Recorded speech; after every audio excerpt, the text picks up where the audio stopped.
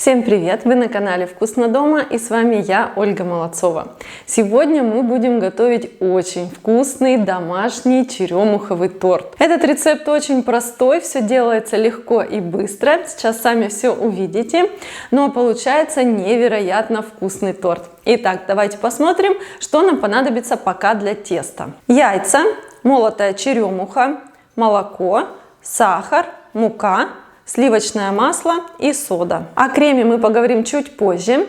А прежде чем замешивать тесто, скажу вам еще одну вещь насчет сливочного масла. Оно должно быть очень мягкое, поэтому заранее достаньте его и оставьте при комнатной температуре. Итак, для начала смешиваем яйца с сахаром.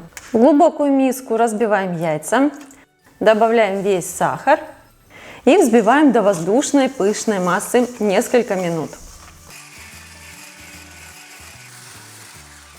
В результате масса у нас должна посветлеть, увеличиться в объеме, а сахар полностью раствориться. Теперь всыпаем черемуху и очень мягкое сливочное масло. Теперь все это размешаем и тщательно взобьем так, чтобы комочки черемухи и масла тщательно разошлись. Сейчас вливаем молоко и еще раз промешиваем тесто. Дальше в тесто добавляем соду и постепенно за несколько раз вводим муку. Каждый раз тщательно взбивая тесто.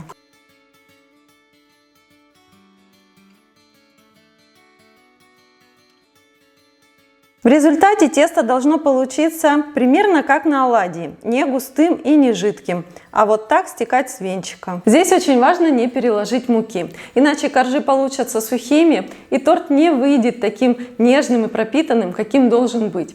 Итак, тесто у нас на этом готово, и сейчас приготовим формы для выпекания. Я сегодня использую две вот такие разъемные формы диаметром 20 сантиметров, поэтому тортик у меня получится не широкий, но достаточно высокий. Дно формы застилаем пергаментом и закрепляем бортики. Лишнюю бумагу можно срезать. Дно и бортики формы смазываем растительным маслом.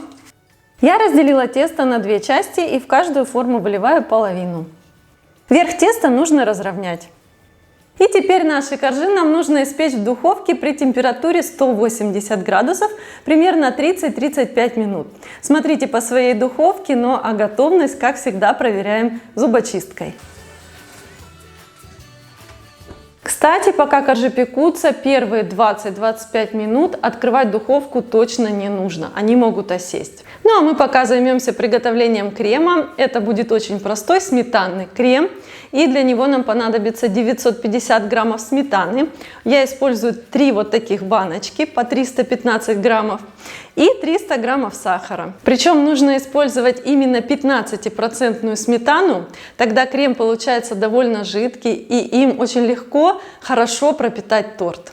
В глубокую миску выкладываем всю сметану, всыпаем сахар и взбиваем наш крем до полного растворения сахара. Вот такой крем-пропитка в результате у нас получается.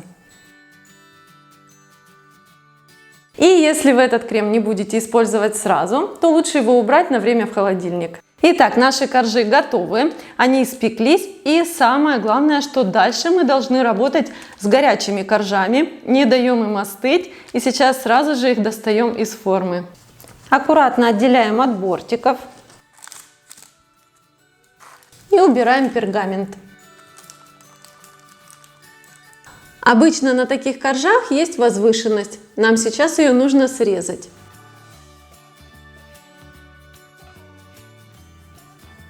А сам корж разрежем на две части.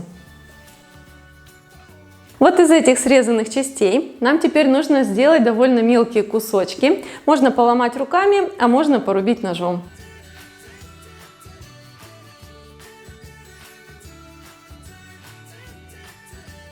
Из приготовления у нас все готово. И теперь, пока коржи теплые, начинаем сборку торта.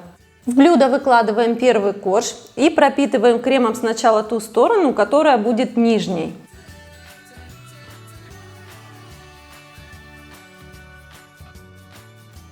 Переворачиваем его и пропитываем со второй стороны. Дальше пропитываем одну сторону второго коржа и отставляем пока в сторону. Теперь на первый кош выкладываем часть крошки, равномерно ее распределяем и заливаем ее кремом. Сверху накрываем промазанным коржом, пропитанной стороной вниз. И повторяем все то же самое со следующими коржами. В таком виде наш торт нужно оставить примерно на полчаса, можно на час, при комнатной температуре. Так он лучше пропитается, а затем мы его будем украшать. Ну а для украшения нам нужно сделать мелкую крошку из вот этих оставшихся кусочков. Это можно сделать либо с помощью блендера, либо просто руками. Когда торт постоит, верх снова покрываем кремом и украшаем крошкой. Теперь торт убираем в холодильник на 3-4 часа. Лучше оставить его на ночь. Тогда он очень хорошо пропитается и будет просто таять во рту. Ну что ж, вот так несложно можно приготовить этот невероятно вкусный, очень нежный и ароматный черемуховый торт. Если вам понравился этот рецепт, то обязательно ставьте лайк, подписывайтесь на мой канал и не забывайте нажимать на колокольчик. Также заходите в мои соцсети, все ссылочки в описании под этим видео. Пишите мне комментарии, я всегда их очень жду. Ну а у меня на сегодня все. Приятного вам аппетита. Пока.